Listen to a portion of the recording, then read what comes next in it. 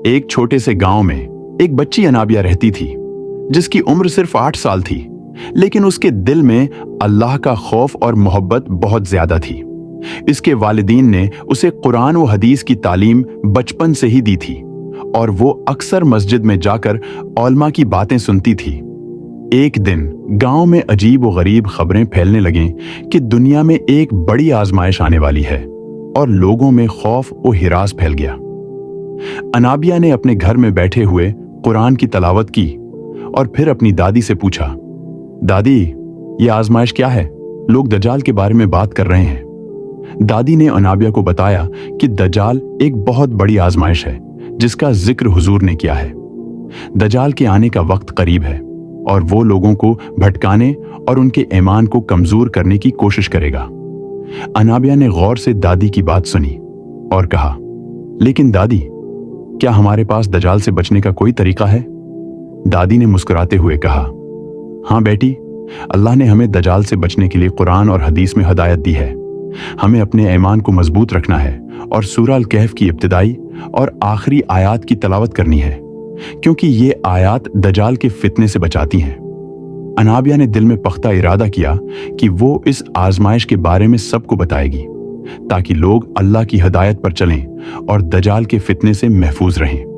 अगले दिन जब गांव की मस्जिद में जुमे का खतबा दिया जा रहा था, तो अनाबिया ने इमाम साहब से इजाजत ली कि वो हिदायत पर चलें और दज्जाल के फितने से महफूज रहें। लोगों से कुछ बात करना चाहती है।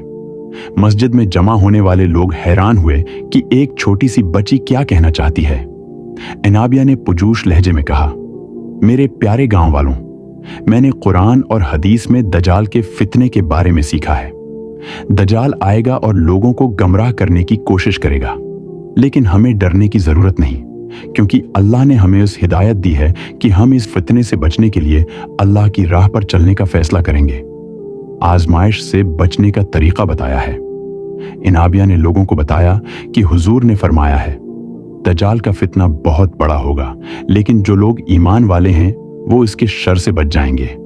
हमें चाहिए कि हम सूरह अल कहफ की इब्तिदाई और आखिरी 10 आयात याद कर लें, क्योंकि ये हमें दज्जाल के फितने से बचाएंगी। इसके अलावा हमें अपने दिल में अल्लाह का खौफ और मोहब्बत हमेशा जिंदा रखनी चाहिए और अपने अमाल को कुरान और सुन्नात के मुताबिक ढालना चाहिए। मस्जिद में मौजूद लोग हैरानी से इस छोटी बच्ची की बातें सुन रहे थे। एक बुजुर्ग शख्स ने खड़े होकर कहा, अनाबिया, तुमने बहुत अहम बात हमें याद दिलाई है। वाकई हम सबको इस आजमाइश के लिए तैयार रहना चाहिए। हमें अपने ईमान को मजबूत करना होगा और अल्लाह से दुआ करनी चाहिए कि वो हमें दज्जाल के फितने से बचाए।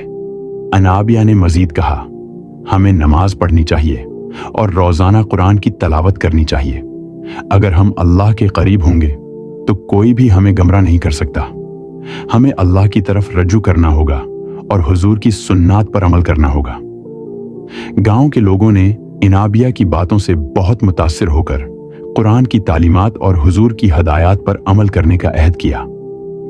उन्होंने फैसला किया कि वो दज्जाल के फितने से बचने के लिए कुरान और सुन्नात के मुताबिक जिंदगी गुजारेंगे और अपनी आने वाली नस्लों को भी यही बातें सिखाएंगे। कुछ दिनों बाद गांव के उलमा ने एक इज्तिमा का एहतमाम किया, जहां उन्होंने दज्जाल की आमद के बारे में मजीद तफसील से लोगों को आगाह किया और उन्हें बताया कि नबी ने फरमाया है कि दज्जाल दुनिया में 40 दिन रहेगा और उसके शर से बचने के लिए ईमान की पख्तगी जरूरी है।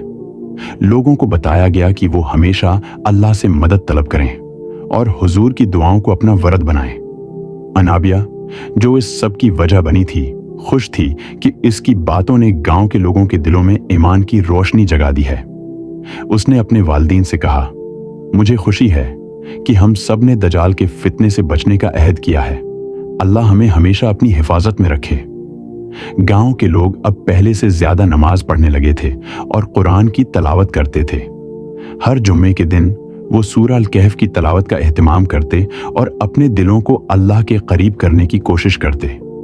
इस तरह अनाबिया की बातों ने गांव के लोगों को एक नई रूहानी जिंदगी अता की। ये कहानी हमें बताती है कि अगर हम कुरान व हदीस पर अमल करें तो कोई भी आजमाइश या फितना हमें नुकसान नहीं पहुंचा सकता। अल्लाह की किताब और नबी की तालीमात हमारी हिफाजत के लिए काफी हैं।